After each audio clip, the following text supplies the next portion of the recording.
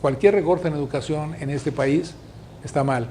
Cualquier uso eficiente y poner metas y candados para que sean bien utilizados los recursos está bien. El mayor problema de lo que pueda emprender el presidente de la República, porque todavía no ocurre de hecho, es pensar que la cobertura es más importante que la calidad. Una de sus visiones es: necesitamos tener un país de igualdad. En esa visión de un país de igualdad, para él es muy importante que todo chico, que todo joven tenga acceso a educación. Su planteamiento, por lo tanto, es un planteamiento que yo le llamo de cobertura. Es el concepto de decir: mientras más gente tengamos en escuelas, mejor va a estar el país, mejor va a ser para ellos el resultado de esa educación. Pero eso está equivocado. La verdad, mientras más calidad tengamos en la educación, mejor va a estar el país. Entonces, el gran problema que el presidente debe entender es cómo hacer para que no solamente tengamos cobertura, sino también calidad. Ese comentario se lo estoy haciendo porque si damos marcha atrás, como va a ocurrir, y vamos a abrogar la reforma educativa, lo que estamos haciendo en esta derogación de la reforma, que en el momento actual existe, es destruir la posibilidad de que a través de una serie de análisis, evaluación de lo que sería el desempeño de los profesores, creemos condiciones en las cuales vamos a regresar al pasado. Un pasado en el cual lo importante era cuánto tiempo tienes dando clases, no qué calidad tienes en cuanto a la enseñanza, qué actualización de tus estudios tienes en cuanto a la enseñanza. Hay un gran riesgo de que caigamos en eso, hay un gran riesgo de que instituciones como la CENTE, por poner un ejemplo, creen otra vez condiciones políticas en las cuales es lo político lo que determina el rumbo de la educación y no la calidad de la educación lo que determina esto. Desde el punto de vista del proceso y el presupuesto, usted no puede recortar educación. No deberíamos hacer recortes en educación, pero lo que sí debe hacer el gobierno, y creo que en eso tiene razón el presidente López Obrador y el secretario de Educación Moctezuma, es: si yo estoy viendo que los gastos, que el dinero que se está ejecutando no está dando el resultado esperado, tengo el derecho y la obligación de hacer una revisión del uso de esos recursos y corregir su uso. Con respecto a la actitud de los jóvenes, el pasado proceso electoral, los jóvenes que quieren un cambio, que están aprendiendo, que están abriendo los ojos, o como lo queramos ver, muchos es muy romántico desde esa posición, otros es querer hacer un cambio, lo hicieron. En el caso de Puebla, con el próximo proceso electoral, ¿cómo están los jóvenes en los estudiantes de las universidades? ¿Cómo ven? Los jóvenes seguramente van a ir a votar en este momento todavía en este proceso de emoción. Yo digo que México está manejado por emociones más que por razón. Y en ese proceso emocional van a ir a votar todavía por quien el presidente apoye. En el caso de Puebla, para mí es evidente que el candidato a vencer por la oposición del partido Morena hoy en día es el presidente Andrés Manuel López Obrador. No importa qué candidato ponga, va a ganar ese candidato porque va a subirse a la ola que trae el presidente en este momento. Y no existe hoy en Puebla una estructura como la que existió en julio, en donde el carisma también de Marta Erika Alonso, el empuje de su marido, ¿sí?, Rafael Moreno Valle, la estructura que ellos habían construido, permitió que hubiera un equilibrio entre esta ola de apoyo a Andrés Manuel López Obrador y Marta Erika Alonso. En todo lo demás ganaron, pero no pudieron con esto porque Marta Erika era una muy buena candidata, traía carisma, su marido la respaldaba obviamente a todo lo que daba, pero además acuérdense que estábamos compitiendo en la elección general con muchísimas otras elecciones. Hoy no, hoy va a ser una elección entre dos, entre Morena, entiéndase por Morena el presidente López Obrador, y quien quiera que usted le ponga enfrente, ¿sí? Por lo tanto, si me pregunta hoy, yo le digo, bueno, con un presidente que trae una popularidad del 86%, que en el estado de Puebla se replica, tiene prácticamente el mismo nivel de aprobación, en cuanto el presidente llegue y abrace al candidato o candidata, quien quiera que vaya a ser, en ese momento se resolvió el problema. ¿Quién va a ganar? Va a ser la persona que él abrace, porque la población va a votar por él. los jóvenes van a votar por eso, porque siguen todavía en la etapa de entusiasmo. Y la juventud votó por López Obrador, eso es una verdad. Muchos jóvenes votaron por López Obrador, porque en él vieron muchas de sus ambiciones, necesidades, urgencias representadas.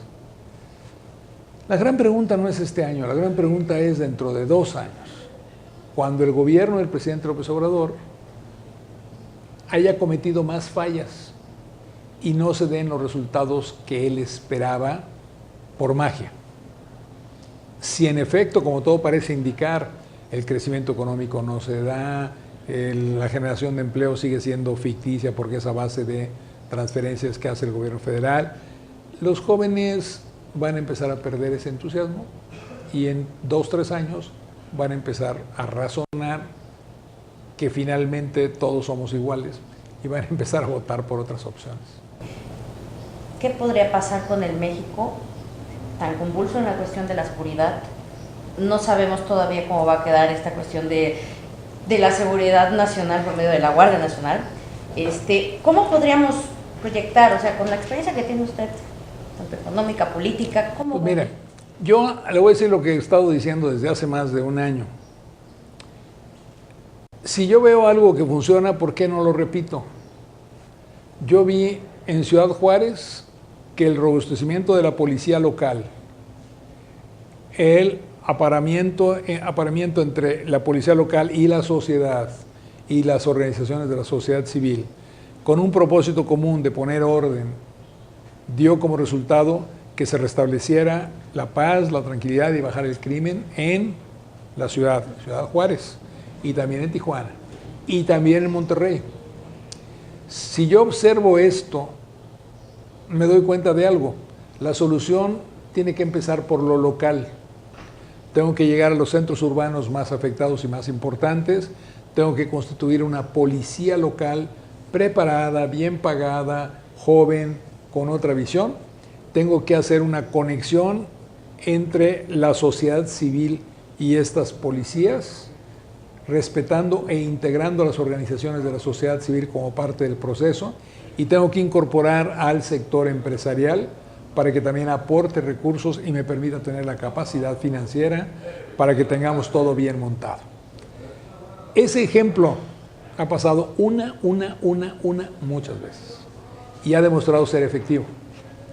Eso es lo que deberían estar haciendo, escogiendo las 100 ciudades más importantes de México, donde mayor problema existiera o donde hay problemas, y ahí aplicar ese modelo para que vayamos resolviendo a nivel local las condiciones de inseguridad.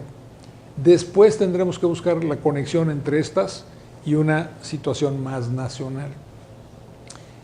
Ellos siguen insistiendo en una Guardia Nacional. La Guardia Nacional ya existió como gendarmería en el caso del presidente Peña Nieto y no funcionó. Y esta Guardia Nacional no va a funcionar porque sigue repitiendo los elementos que estamos platicando. La gran discusión con la sociedad civil fue no la Guardia Nacional, fue militarizarla. Nadie queríamos que se militarizara, ¿ok? Porque eso repetía completito el modelo que traíamos desde Felipe Calderón, que es saca el ejército a las calles. Y ya vimos que el ejército ayuda pero no resuelve. Por lo tanto, no es la solución, ni siquiera lo es la Guardia Nacional, a pesar de que lo haya aprobado el Congreso en estos días. Educación es central. Si yo no tengo gente educada para que pueda analizar lo que está haciendo el gobierno y evaluarlo correctamente, no tengo ciudadanos preparados para ser buenos ciudadanos. Lo que tengo ahorita es gente que recibe dinero del gobierno y que entonces reacciona a eso más que a ¿me está dando los servicios que quiero o no me está dando los servicios que quiero? Pero si yo tengo estos 3 elementos que yo voy en contra, pues entonces, con respeto al señor presidente, él no es corrupto, estoy de acuerdo, pero no por eso se va a acabar la corrupción. En el caso de los jóvenes, estas generaciones que han crecido que quieren algo, bloquean, especialmente los normalistas, porque no solo es en Oaxaca, en Guerrero, bloquear las vías de comunicación es su solución, porque es lo que han aprendido estos jóvenes. ¿Cómo podemos hacerle para romper este modelo con cuestión de estos chicos que son los que van a enseñar en las instituciones? Pues los chicos no pueden enseñar en las instituciones, digo, francamente ese es el verdadero problema. Entonces lo que usted tiene que hacer es educarlos correctamente para que no hagan esas cosas. Pero como eso ya no ocurrió porque ya están, ¿sí? Y ya no están educados y están educados en lo otro, pues entonces usted tiene que poner orden y hacer el uso legítimo de la fuerza, que corresponde a decir, perdón, tú no puedes detener los ferrocarriles que traen insumos, esto, lo otro, etcétera, con 100 gentes paradas en las vías del tren. Tengo que actuar en consecuencia y te voy a mover. Para que yo pueda hacer eso, tengo que tener legitimidad.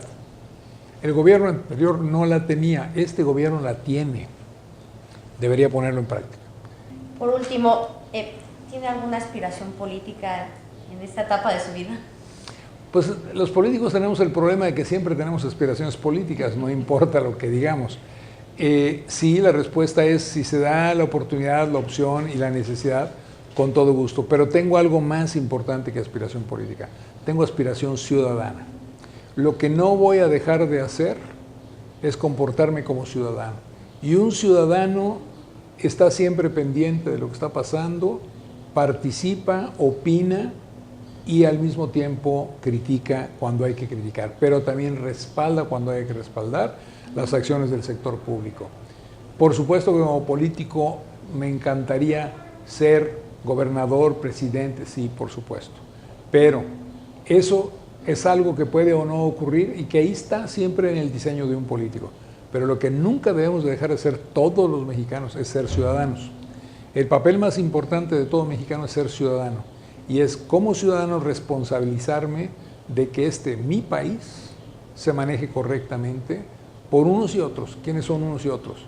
Los que en este momento puedan estar en el gobierno y los otros, los que no estando, tenemos el derecho ciudadano de opinar, de definir, de proponer y de participar. Si no hacemos eso, sí que estamos renunciando a lo más importante, que es el derecho a ser ciudadano. Y ese derecho trae la obligación de serlo. Eso es lo que enseñamos en la universidad y es lo que yo voy a seguir empujando, porque por supuesto que tengo derecho a dar mi opinión y eso no debería afectarme. Y si me afecta, pues qué pena, pero voy a tener que seguir haciendo. Muchas gracias. Al contrario.